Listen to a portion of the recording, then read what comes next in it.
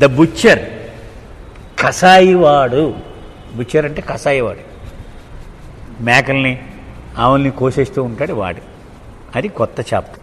This is a story that Mansari would ఆఫ్ అండ్ tell us. Mansari మా ఎప్పుడు చెప్తూ ఉంటున్నది ఈ కథ. మన్సారి చెప్పింది. Once Baba was in a good mood while addressing his lovers. ఒకసారి చాలామంది ప్రేమికులు బాబా ఎదురుగా కూర్చున్నారు. చాలా మంచి ఉల్లాసంగా ఉన్నారు బాబా అప్పుడు. హీ ఆస్క్డ్ దెమ్, అందరినీ ఒక ప్రశ్న వేశారు. Do you know of anyone who is more compassionate than I am? నాకంటే కరుణామయుడు ఎవడైనా ఉన్నాడా? మీకు తెలుసా ఎవరికైనా? చాలా జాగ్రత్తగా వినండి.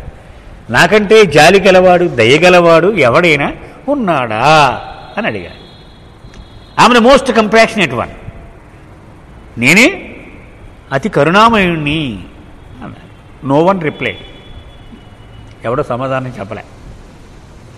When Baba repeated the question several times, one Baba lover from Karachi got up and said to Baba, I know of someone who is more compassionate than you. Karachi నుంచి ఒకడు వచ్చాట. వాడు లేచి, బాబా ఒక్కడు నాకు తెలుసు, నీకంటే కరుణామయుడైన వాడు ఒక్కడు నాకు తెలుసు. Really who is that? ఎవడు వాడు అని అడిగారు. The man replied, the butcher. వాడు ఎవడో అంటే కసాయి వాడు.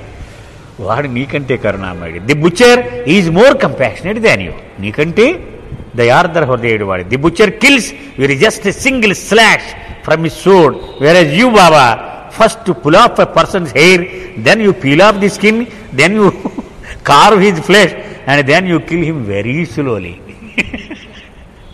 ఎందుకంటే వాడు ఒక్క వేటుతో తలకాయ కొట్టేసి దానికి హింస లేకుండా చేసేస్తారట కసాయివాడు. కానీ నువ్వు కొంచెం కొంచెం కొంచెం కొంచెం ముక్కలు ముక్కల కింద నరికి వాడికి ఎప్పుడో కానీ చావుని ఇవ్వకుండా అలాగ కష్టాలు పెడుతూ ఉంటావు.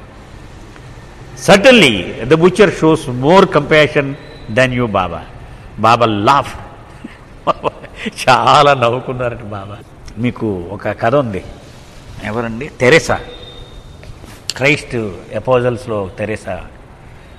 ఆవిడ ఆ రోజుల్లో గుర్రబళ్ళు ఒకటే కదా వాహనం ప్రయాణం చేయాలంటే. క్రైస్తు గురించి చెప్పుకుంటూ అలా తిరుగుతూ ఉంది ఆవిడ వాడల.